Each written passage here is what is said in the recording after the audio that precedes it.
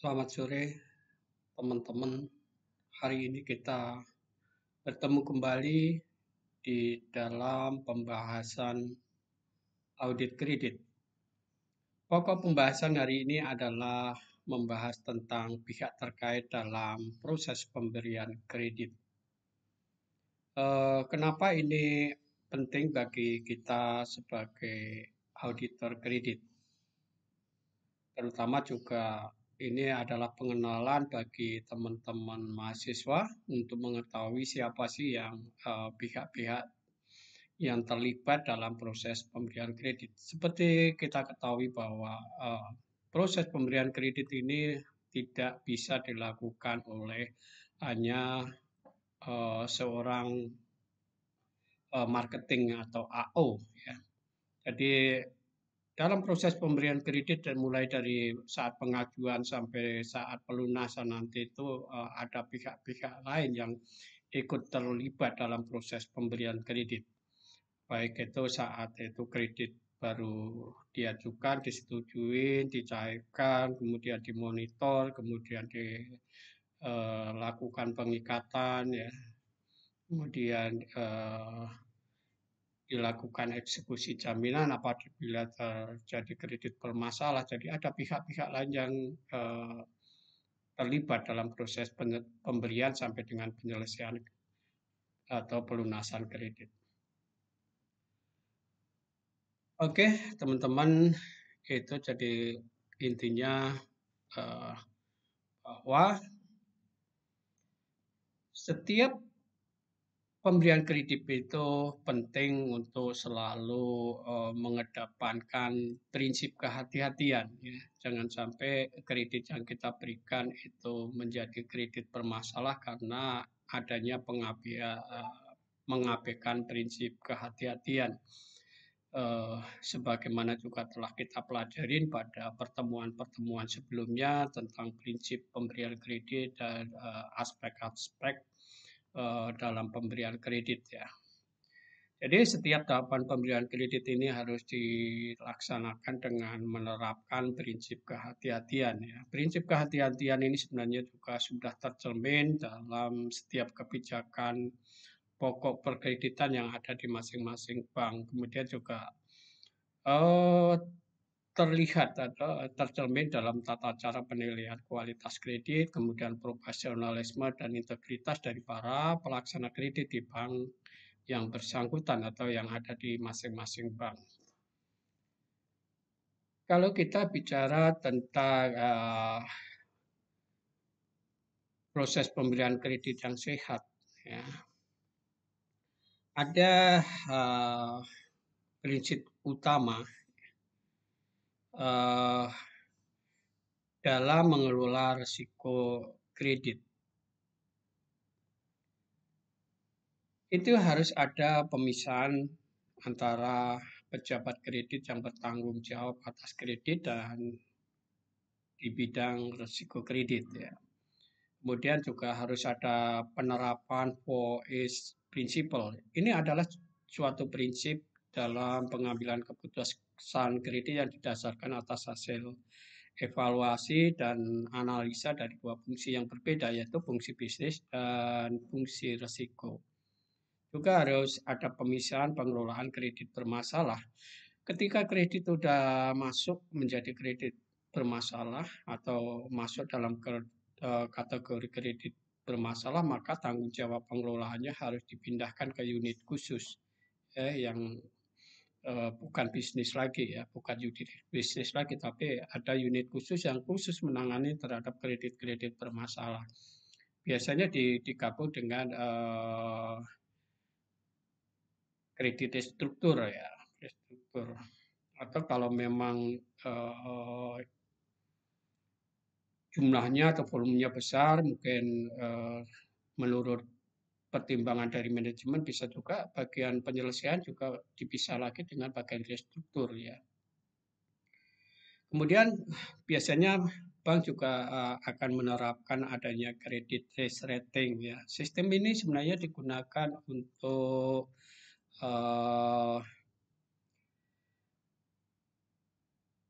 menilai risiko kredit secara objektif dan realistik sehingga menghasilkan skor yang dapat dijadikan sebagai dasar untuk perhitungan biaya risiko untuk perencanaan dan manajemen portfolio.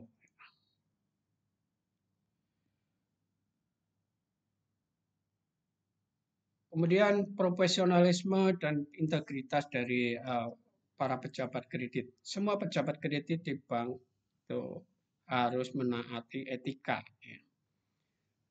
Mereka harus melaksanakan kemahiran profesionalisme di bidang perkreditan secara jujur, objektif, dan cermat, serta seksama pada saat melakukan proses permohonan kredit daripada nasabahnya.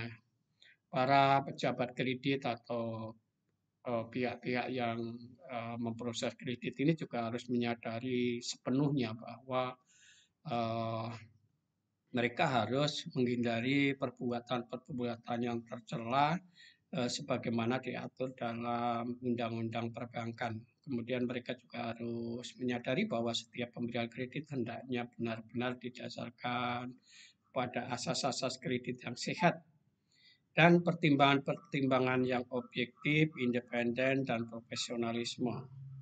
Mereka juga harus menyadari bahwa eh, profesionalisme perbankan itu merupakan tuntutan bagi pejabat bank, terutama yang menangani masalah kredit. Ya. Mereka juga harus menguasai tentang kondisi usaha nasabah, kemudian mereka harus objektif pada saat melakukan analisa atau memberikan putusan, kemudian dia juga harus independen dalam mengambil sikap atau menentukan keputusannya. Kemudian mereka juga harus paham ya tentang aspek hukum perkreditan dan ketertiban pelaksanaan kepatuhan terhadap peraturan ya baik itu peraturan internal maupun dari BI, OJK ya terutama peraturan-peraturan yang terkait dengan masalah perkreditan.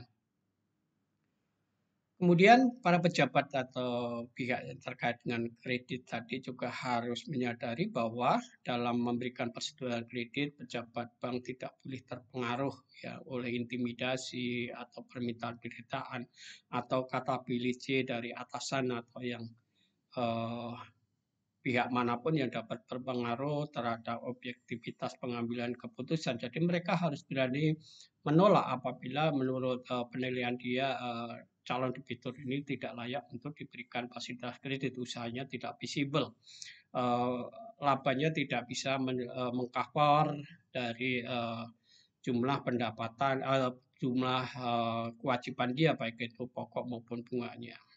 Kemudian para pejabat ini juga harus menyadari bahwa peningkatan kemampuan dan pengalaman pejabat itu merupakan hal yang mutlak harus mereka lakukan. Mereka juga bagi para pejabat yang senior harus selalu secara berkala memberikan coaching kepada bawahnya atau memberikan training-training intern atau kalau memang dibutuhkan bisa mengirimkan para subordinate-nya itu untuk mengikuti pelatihan atau training-training di luar sehingga mereka dapat memberikan tambahan pengetahuan dan pemahaman yang lebih baik lagi tentang kredit sehingga nantinya bisa melakukan analisa kredit atau melakukan monitoring kredit dan sebagainya atau memanage kredit itu secara lebih baik sehingga dapat menghindari terjadinya kredit bermasalah. Kemudian para pejabat ini juga harus mengikuti praktek-praktek good corporate governance yang berlaku di bank.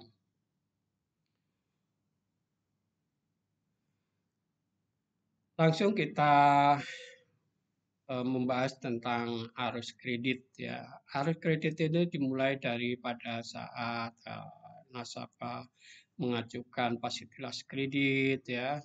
Kemudian diinisiasi oleh AO yang menangani permohonan kredit nasabah ini. Kemudian setelah itu si AO ini akan memeriksa semua kelengkapan dokumen pendukung untuk pengajuan kredit ini. Apabila ternyata dokumen pendukung ini kurang lengkap, maka si AU ini akan minta lagi ke calon nasabah untuk melengkapi dokumen sesuai dengan ketentuan yang berlaku. Kemudian si AO ini juga sebelum melakukan analisa harus melakukan spot check atau cek on the spot ke tempat lokasi usaha, ke tempat jaminan, kemudian juga melakukan trade checking, community checking, kemudian personal checking, ya, minta ke bagian admin untuk melakukan BI checking atau SLIC, ya, untuk memperoleh data terkait pinjaman atau kolektivitas dari nasabah ini yang telah diterima di bank lain, jumlah pinjamannya berapa, kolektivitasnya bagaimana, ya. Jadi bisa mengetahui tentang historical atau track record calon debitur itu di bank-bank sebelumnya.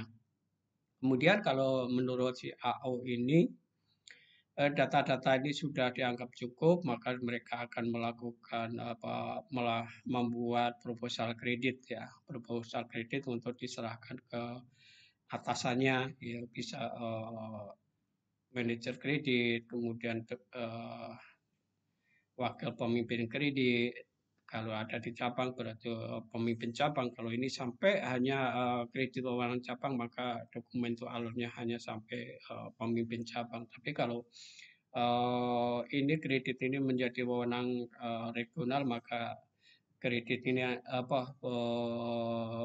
proposal kredit ini akan didistribusikan ke regional, ya.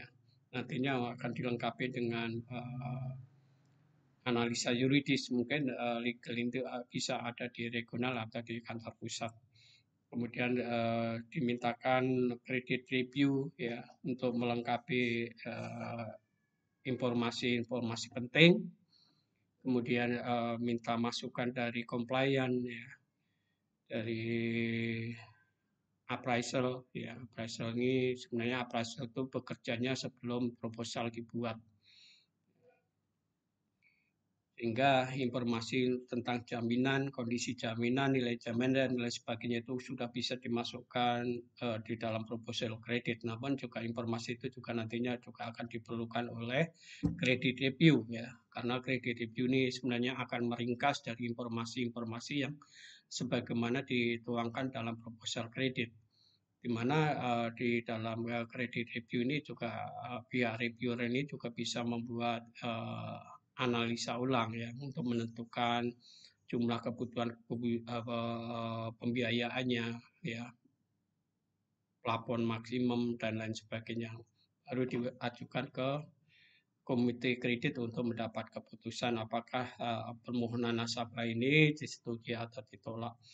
Apabila disetujui, maka nanti akan diterbitkan SPPK. Setelah SPPK dikirimkan ke nasabah ini dan ditandatangani, kemudian akan diatur untuk penandatanganan PK dan pengikatan jaminan. Setelah PK dan jaminan telah ditandatangani secara sempurna, baru ini nanti tugas dari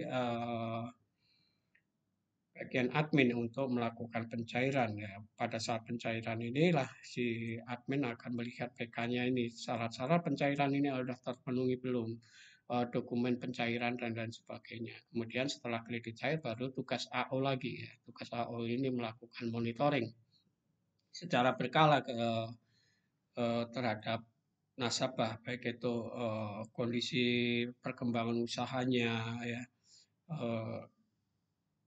memonitor terhadap pemenuhan laporan-laporan berkala sebagaimana dijelaskan atau disyaratkan dalam perjanjian kredit, ya. Kemudian mereka juga harus melakukan kunjungan mungkin 3 bulanan, 2 bulanan, atau sesuai dengan ininya mereka, ya. Jadi bisa bulanan, 2 bulanan, 3 bulanan. Kemudian menganalisa dari laporan-laporan berkala yang mereka kirimkan ini, kemudian dianalisa untuk mengetahui takutnya ada hal-hal yang berpotensi bermasalah, sehingga si AO ini bisa mengambil tindakan-tindakan untuk pengamanan yang dianggap perlu, ya. Kemudian kalau ini lurus saja, tidak ada masalah, kemudian kredit itu bisa sampai dilunasi pada saat jatuh tempo. Nah, pada saat jatuh tempo ini kalau kreditnya bagus, ini juga tugas dari AO lagi untuk menawarkan kreditnya akan diperpanjang atau dilunasi atau nanti ada penambahan ya sesuai dengan kebutuhan dari nasabah. Namun pada kalau kredit ini sudah berjalan ternyata ini ada masalah, debitur ini wan prestasi, maka ini nanti akan diserahkan ke unit penyelesaian kredit.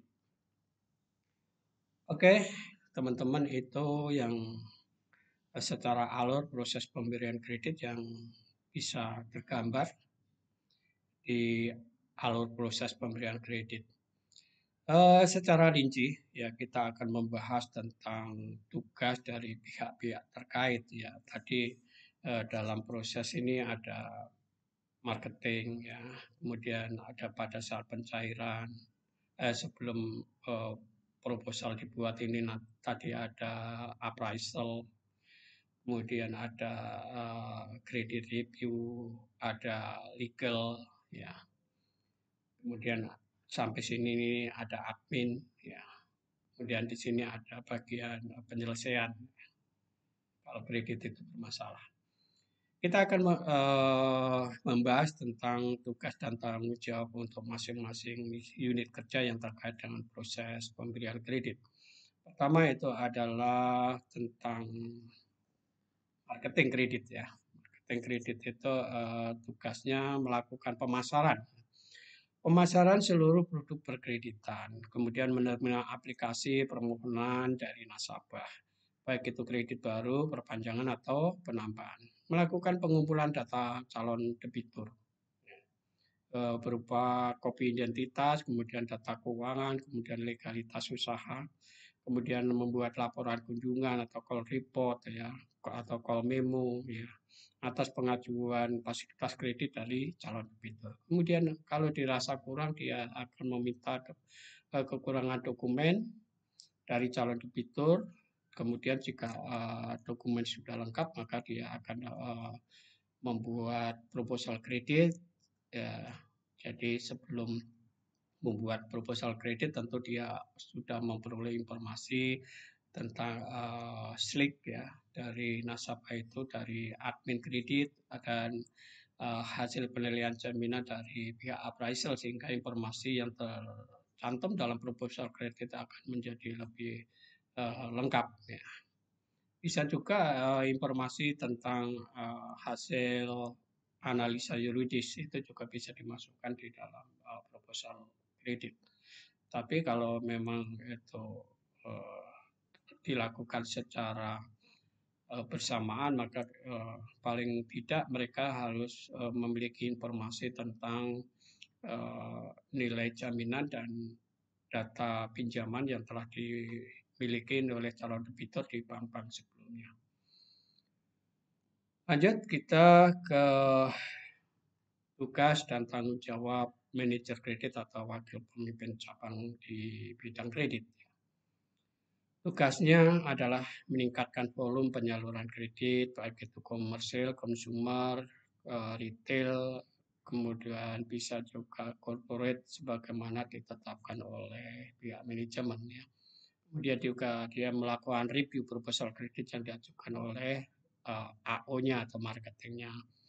Kemudian ini secara tanggung jawabnya sebagai manajer atau wakil pemimpin cabang bidang kredit jika dia punya tugas untuk meningkatkan jumlah debitur dan volume ya sesuai target yang ditetapkan oleh kantor pusat. Dia juga bersama-sama dengan AO dan Pincap itu juga punya tugas untuk menjaga kualitas atau kolektivitas kredit dan memantau kelancaran pembayaran angsuran pokok dan bunga. Kemudian kalau menurut penilaian dia ada kekurangan data, dia juga bisa minta kekurangan data itu melalui AO yang menangani ya, masing-masing debitur. Selanjutnya adalah pemimpin cabang. Pemimpin cabang ini tugasnya tentu lebih banyak ya dibanding wakil pemimpin dan AO. Tanggung jawabnya dia adalah merencanakan, mengembangkan dan menentukan strategi usaha cabang untuk mencapai target yang ditentukan. Target ini adalah target kredit yang ditentukan oleh kantor pusat. Kemudian dia juga menentukan dan mengawasi fasilitas pemberian kredit melalui proses pengajuan kredit. Jangan sampai ada proses-proses yang menyimpang tapi mereka malah tidak tahu ya. Jadi sebenarnya dari awal ini fungsinya dia juga melakukan pengawasan ya terhadap proses pemberian kredit itu telah sesuai atau tidak ya. Kemudian juga mereka harus mereview tentang hasil penilaian jaminan, jangan sampai ada permainan di sini ya, ada penilaian yang over value ya. Karena kalau sampai ada over value dan kredit itu bermasalah, maka yang akan mengalami kerugian adalah pihak bank karena pada saat menjual jaminan itu ternyata tidak mengcover nilai kewajiban yang ada di bank.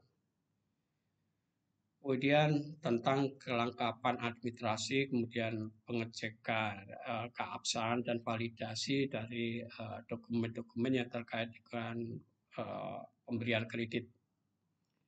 Kemudian memutuskan bahwa pemberian kredit sesuai dengan kewenangannya. Jadi kewenangan pincap ya mereka harus sesuai.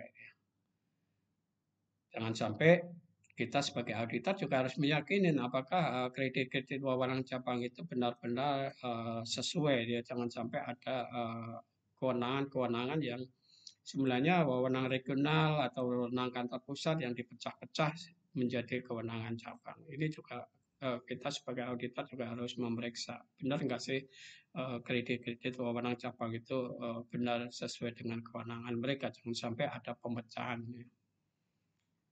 Oke, kemudian selanjutnya adalah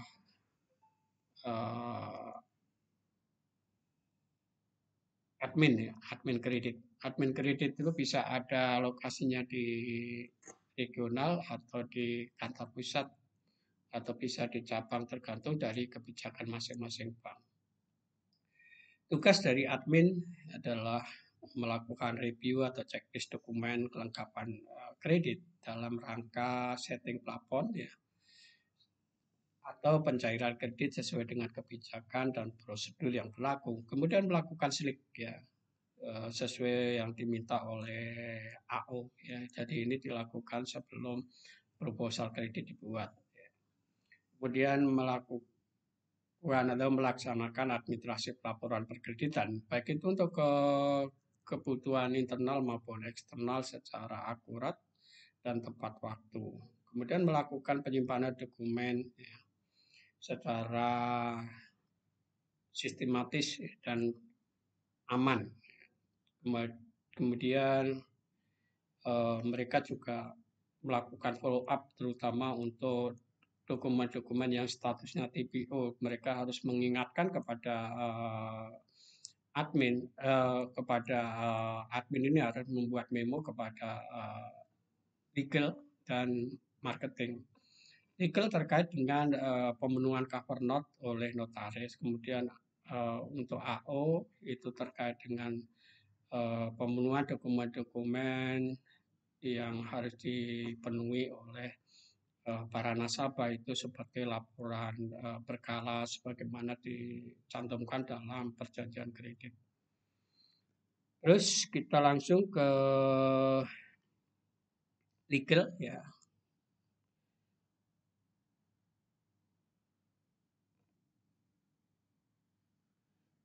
Legal ini tugasnya adalah membuat analisa yuridis ya, atau legal opini dari suatu usulan kredit.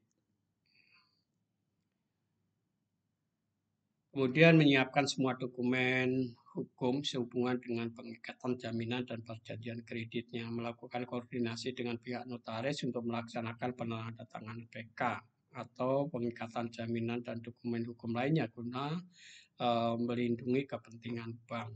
Kemudian membantu penyelesaian kredit bermasalah dengan menyiapkan dokumen-dokumen hukum yang berhubungan dengan penyelesaian kredit bermasalah tersebut.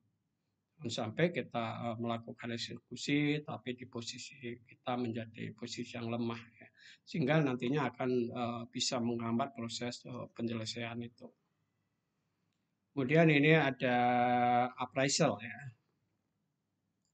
Tugas dari appraisal ini adalah melakukan penilaian agunan yang dijaminkan oleh debitur, baik itu pada saat kredit akan diberikan atau secara berkala, bisa 6 bulanan atau pada saat akan dilakukan perpanjangan atau dan ada permintaan khusus dari manajemen, dia harus melakukan penilaian. Kemudian melakukan pemeriksaan atas kesesuaian agunan ya, nilai agunan, kemudian lokasinya dan lain sebagainya. Kemudian melakukan pemeriksaan pemblokiran apabila itu jaminan berupa BPKB. Kemudian melakukan pengecekan sertifikat ya, HGB, HM, hak guna usaha dan lain sebagainya di BPN. Kemudian menyajikan laporan tentang keberadaan dan keadaan jaminan secara benar ya. Sebagai masukan kepada pihak pengambil keputusan apakah nantinya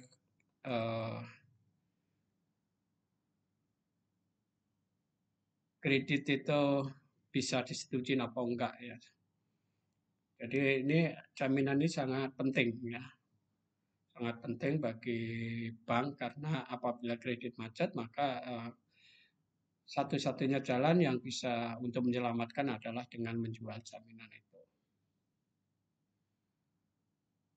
Oke, kemudian kita langsung ke compliance ya. Compliance adalah tugasnya mereview atas proposal yang telah dibuat oleh marketing untuk mengetahui apakah ada ketentuan internal atau eksternal yang dilanggar, termasuk di dalamnya adalah batas maksimum pemberian kredit ya. Kemudian selanjutnya adalah credit review. Credit review ini juga tugasnya akan melakukan analisa ulang untuk mengetahui berapa jumlah kebutuhan pembiayaan yang sebenarnya, plafon yang layak dipertimbangkan, kemampuan bayar dan jangka waktu kredit yang bisa diusulkan, kemudian nilai jaminannya, kemudian menentukan covenant-covenant yang relevan, serta memberikan rekomendasi atau masukan ke komite kredit apakah debitur itu layak diberikan atau permohonan debitur itu layak disetujui atau tidak. Selanjutnya, pihak-pihak terkait itu apabila dilihat dari organisasi itu biasanya dibedakan lagi dari unit bisnis, kemudian unit kerja pengelola risiko kredit, kemudian ada unit support, kemudian ada unit kerja risk management, pengawasan dan kepatuhan. Yang terakhir itu ada unit restruktur dan penanganan kredit bermasalah. Namun bisa juga kalau di bank besar permasalahannya besar, mungkin juga penanganan kredit bermasalah dan restruktur itu bisa dipisah ya unitnya. Mungkin bagian restruktur sendiri ada unit khusus, ada penanganan kredit bermasalah itu ada unit khusus. Ya. Bisa dilakukan pemisahan sesuai dengan kebijakan masing-masing bank. Kembali ke unit bisnis ya. Unit bisnis ini adalah unit yang berhubungan langsung dengan nasabah. Ini adalah AO, itu baik yang ada di cabang, Capem, atau bisa juga di kantor pusat. Kemudian selanjutnya itu unit pengelola risiko ya. Pengelola risiko ini biasanya terkait dengan kredit review ini juga bisa ada di regional, bisa juga di kantor pusat tergantung struktur organisasi yang ada di masing-masing bank. Ya. Jadi ini penetapan lokasi atau kewenangan itu tidak ada kesamaan antara bank sama bank lain. Ya.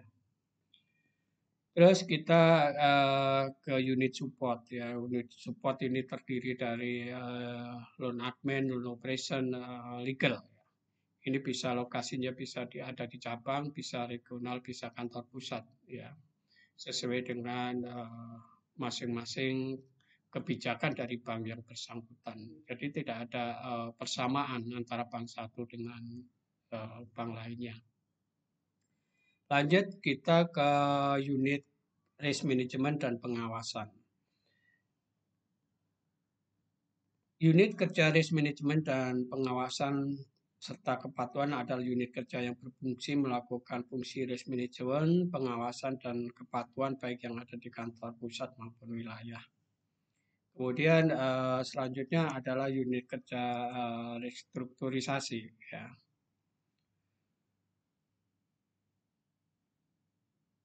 Unit kerja ini adalah berfungsi melakukan restruktur dan penanganan kredit bermasalah sampai dengan penyelesaian, ya, sampai penjualan atau pengambil alihan jaminan. Ya.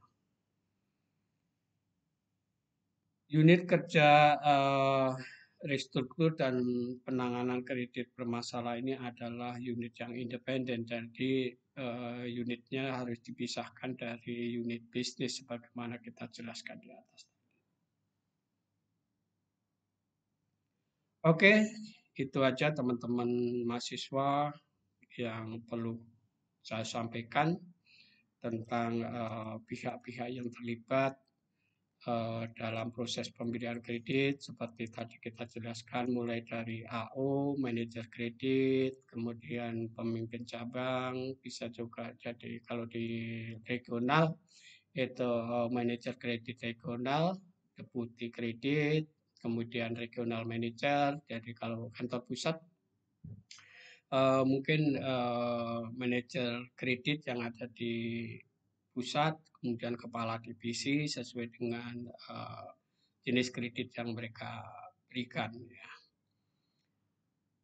Kemudian kalau dilihat dari organisasinya tadi dijelaskan bahwa ada pemisahan unit bisnis, kemudian ada unit kerja pengelola risiko, kemudian ada unit support, kemudian ada unit kerja risk management dan kepatuhan, serta yang terakhir itu adalah unit penyelesaian, ini unit untuk restruktur dan penanganan kredit bermasalah.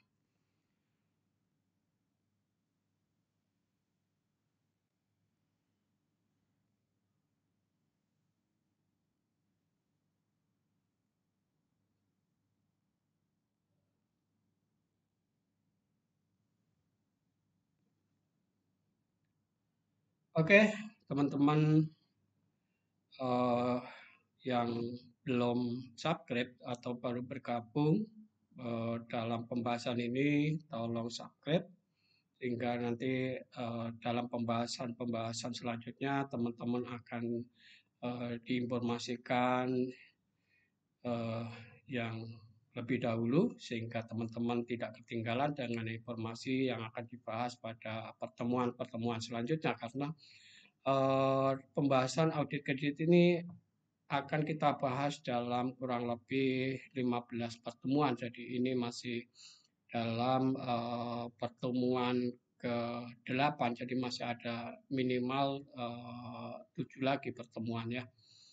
Oke, mudah-mudahan ini bermanfaat dan menambah pengetahuan bagi teman-teman mahasiswa dan sebagai bahan referensi bagi teman-teman di bidang audit khususnya yang menangani audit di bidang perkreditan. Oke, sampai ketemu di minggu depan. Itu tentang pembahasan tujuan atau ruang lingkup dari audit kredit ya. Atau nanti akan membahas di pertemuan ke-9 itu tentang tujuan, prinsip, dan skop audit bidang kredit. Oke, semoga kita selalu dalam kondisi yang sehat. Dan sekali lagi di akhir pertemuan ini saya mengucapkan salam sehat untuk kita semua sehingga kita bisa ketemu di pembahasan berikutnya. Terima kasih, semoga bermanfaat bagi kita semua.